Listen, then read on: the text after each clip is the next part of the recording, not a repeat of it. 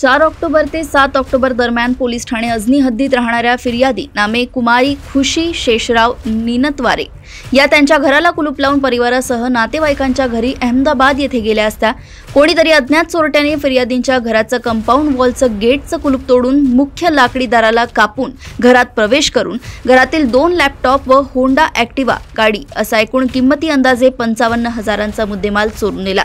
अशा फिर्यादी यांनी दिलेल्या तक्रारीवरून पोलीस ठाणे अजनी येथे अज्ञात आरोपी विरुद्ध गुन्हा दाखल करण्यात आला होता।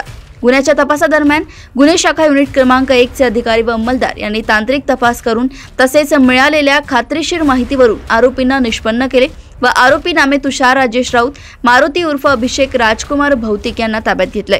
आरोपींची विचारपूस केली असता त्यांनी नमूद गुन्हा त्यांचा साथीदार पाहिजे आरोपी कार्तिक मानवटकर व एक विधी संघर्षग्रस्त बालक यांच्यासह संगनमत करून केल्याची कबुली दिली। आरोपींच्या ताब्यातून 1 लॅपटॉप, चोरी केलेले वाहन तसेच गुन्हा करताना वापरलेले डिओ मोपेड वाहन असा एकूण 60,000चा मुद्देमाल जप्त करण्यात आलाय। पाहिजे आरोपीचा शोध व पुढील तपास सुरू आहे।